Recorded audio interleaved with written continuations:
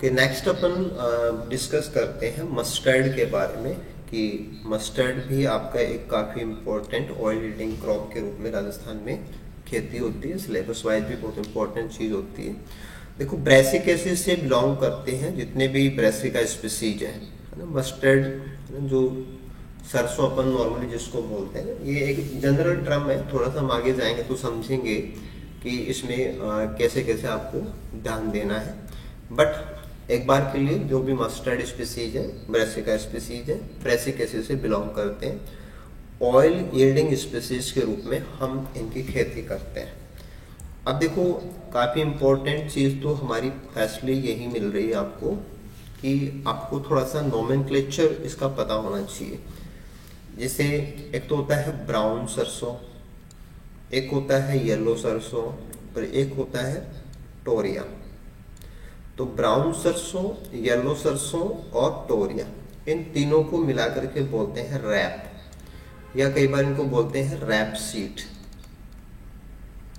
तो रैप या rap seed में क्या क्या आता है? ब्राउन सरसों आती है, येलो सरसों आती है और टोरिया आता है। अब इनके बॉटनिकल नेम क्या है? इनका नाम है ब्रेसिका कैम्पेस्ट्रिस, है ना। ये सब ब्रेसिका कैम्पेस्ट्रिस ही है, बट इनकी वेराइटीज अलग अलग है। ये है वेराइटी ब्राउन सरसों, वेराइटी येलो सरसों, वेराइटी टोरिया। तो है ना, रैप क्या चीज़ है या रैप में क्या क्या आता है?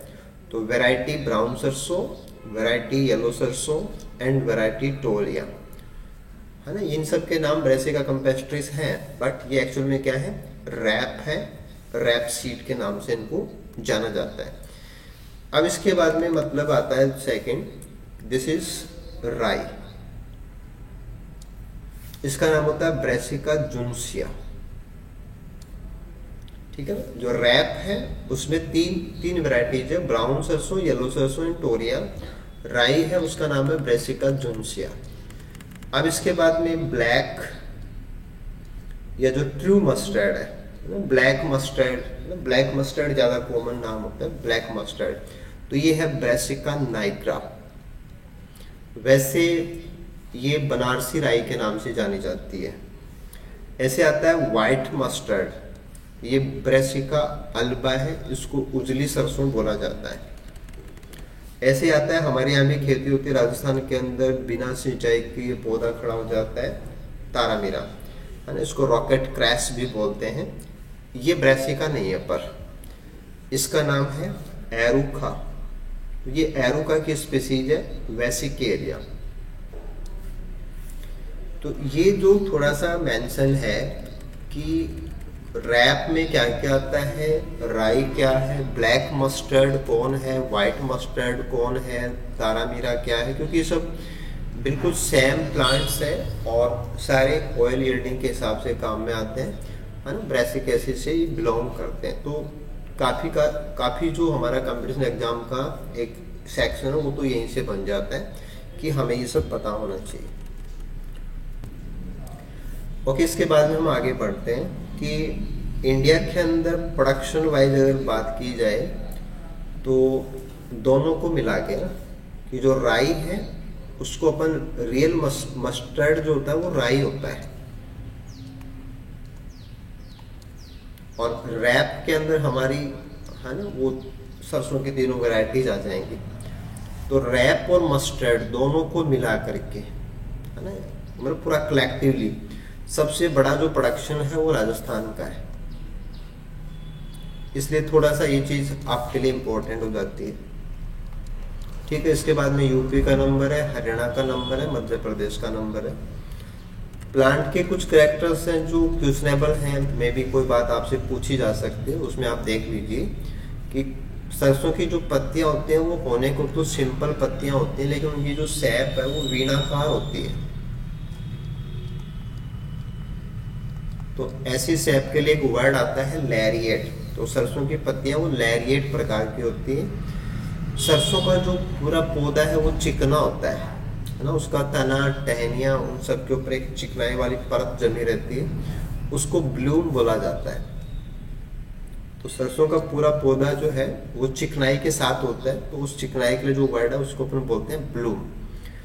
इन्फ्लोरेसेंस की बात की जाए तो वो रेसिन प्रकार का इन्फ्लोरेसेंस आता है, जो एक प्रकार का उसका एक टाइप होता है कोरिम्बोस रेसिमोस का एक टाइप है कोरिम्बोस रेसिन। ऐसे स्टेमन की बात की जाए तो स्टेमन की जो कंडीशन होती है उसको अपन टेट्राडाइनेमस कंडीशन के नाम से जानते हैं। ओवेरी, ये बहुत अच्छा क्वेश्चन यहाँ से बनता है कि ओवेरी का एक फीचर होता है कि इसमें नंबर ऑफ कार्पेल तो 2 होती है ना, बाई कार्पेलरी, लेकिन वो सिनकार्पस हो जाती है। तो अगर यंग ओवरी की बात की जाए तो उसमें तो यूनिलोक्यूलर कंडीशन होती है कि उसमें एक ही चैम्बर होता है, लेकिन जब मैच्योर ओवरी होती है तो उसके अंदर लोक्यूल्स का नंबर है वो 2 हो जाता है, बाइलोक्यूलर।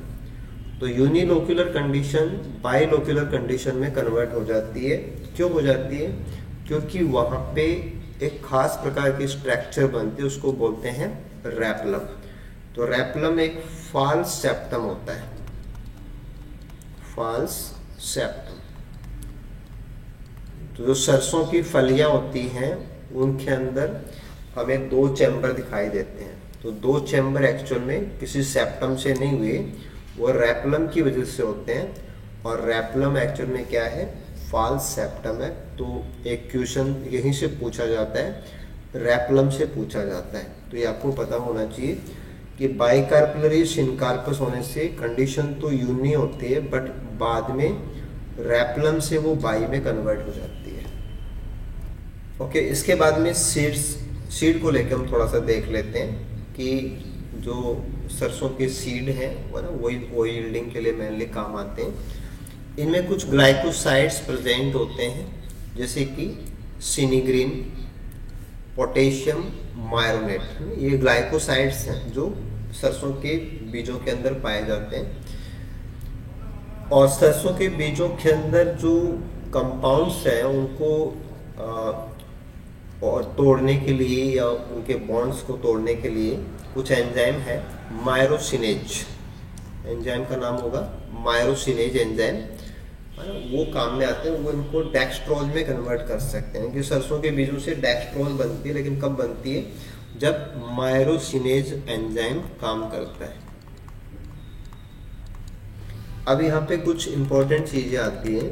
वो एक तो है कि मोस्ट कॉमन जो फैटी एसिड है कि लगभग 50% प्रोपोर्शन जिस फैटी एसिड का होता है वो है एरोसिक एसिड।